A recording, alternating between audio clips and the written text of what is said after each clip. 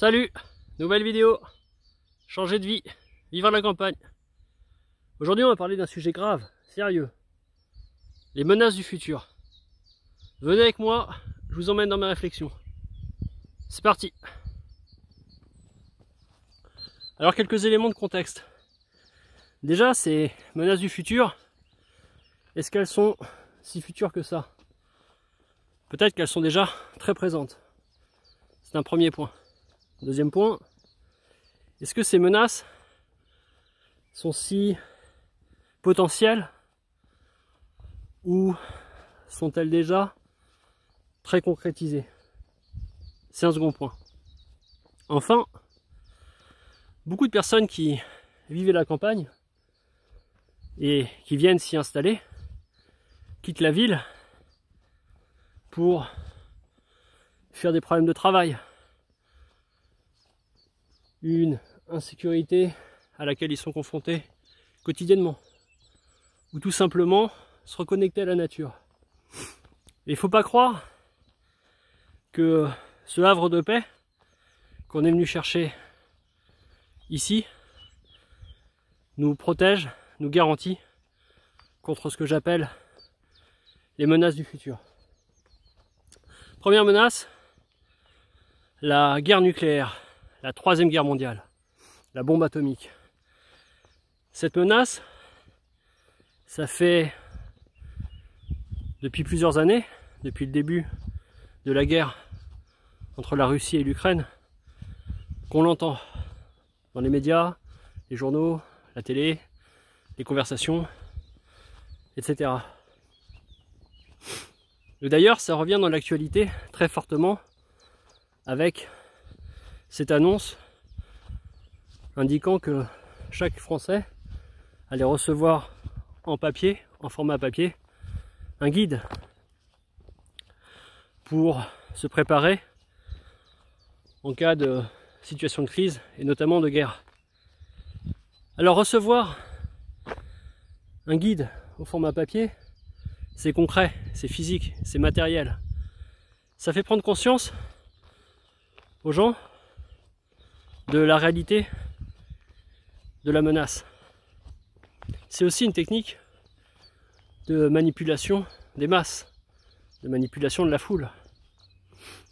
Si je te donne quelque chose de concret que tu peux toucher avec tes mains, voir avec tes yeux, tu vas y croire beaucoup plus que si je te le dis et que ça arrive à tes oreilles. Alors, sur ce conflit entre la Russie et l'Ukraine, moi j'ai du mal à considérer qu'un grand pays en nombre d'habitants et en superficie, et donc en armement, tel que la Russie, qui met autant de temps et de difficultés à conquérir un plus petit pays tel que l'Ukraine, veuille dans quelques années conquérir l'Europe. Alors ça n'empêche pas que cela peut arriver. Mais je constate que jusqu'à présent, et fort heureusement, la Russie n'a pas fait usage de l'arme nucléaire contre l'Ukraine. Et c'est tant mieux. Donc, c'est une menace potentielle. Il faut garder à l'esprit que d'autres ont certainement des intérêts à ce que la population française et européenne soit inquiète à l'idée d'une guerre continentale. Parce qu'évidemment, quand on a peur, on est plus facile à entraîner là où le veut le conducteur, l'élite. Deuxième menace du futur, c'est la guerre civile. On en entend beaucoup parler dans les réseaux sociaux, YouTube, etc. En France, c'est vrai qu'on a une insécurité qui est grandissante, avec des profils quasi systématiquement identiques, toujours les mêmes. Et il faut constater factuellement que depuis 1980, et encore plus particulièrement ces dernières années, des partis politiques instrumentalise une partie de la population vivant en France contre une autre partie de la population vivant en France. Donc cette menace,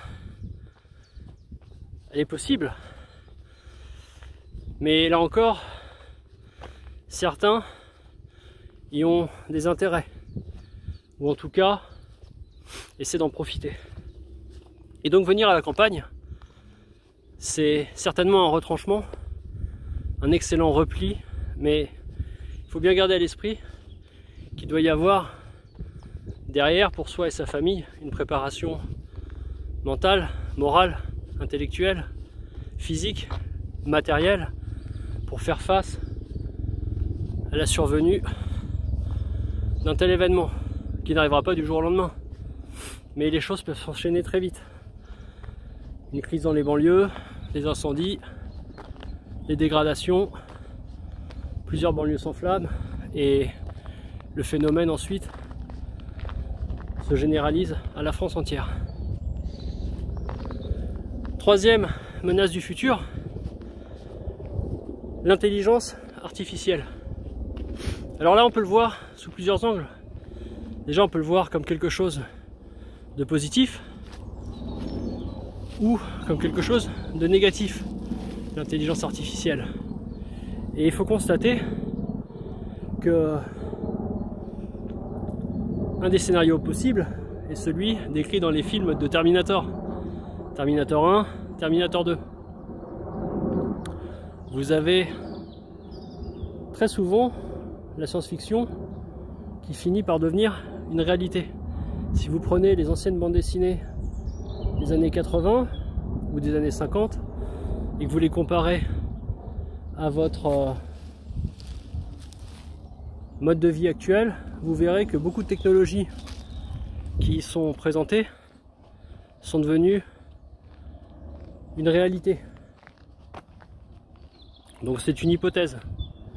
Elon Musk disant dans l'une de ses déclarations que l'IA pourrait finir par tous nous tuer. Mais la seconde hypothèse que je voudrais voir, c'est tout simplement l'intelligence artificielle dans le travail, qui va remplacer beaucoup de travailleurs. Et là c'est très intéressant parce que de plus en plus de personnes s'en plaignent, s'inquiètent du fait que des emplois vont disparaître. Et moi j'aimerais bien interroger tous ces artistes qui regrettent que l'IA, l'intelligence artificielle, fasse maintenant de la musique, des œuvres d'art, des peintures qui égalent leur talent ou même les dépassent. Où étaient ces personnes quand les caissiers et caissières se sont fait grand remplacer par les caisses automatiques? Est-ce qu'elles étaient aux côtés des employés pour défendre leur métier? Eh bien non. Donc la leçon qu'on peut tirer de ça, c'est que s'il y a une menace pour les emplois, les personnes qui se sentent concernées et les autres doivent prendre position maintenant. Et c'est peut-être même déjà trop tard. La dernière menace que je vais évoquer, c'est la menace sur la démocratie. À supposer que celle-ci ait déjà existé réellement pour nous Français. On voit que là aujourd'hui il y a une actualité. Marine Le Pen, candidate potentielle à l'élection présidentielle, subit une peine d'inéligibilité avec exécution provisoire, ce qui politiquement la condamne à mort, à l'impossibilité de se présenter en 2027. Et cela est décidé finalement non pas par des citoyens, l'ensemble du corps électoral, mais par un collège de 3 juges. Donc ça c'est inquiétant, peu importe qu'on soit favorable ou défavorable aux idées de la personne, mais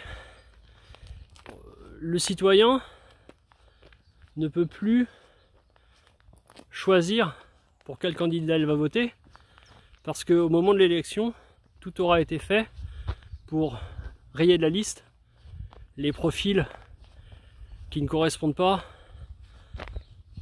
à une élite. On voit qu'il y a des chaînes de télévision, je pense à C8, qui a été supprimée.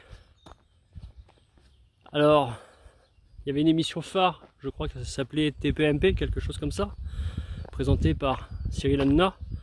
Et cette émission, de ce que j'en ai pu, mettait en exergue des personnes qu'on ne voyait nulle part ailleurs.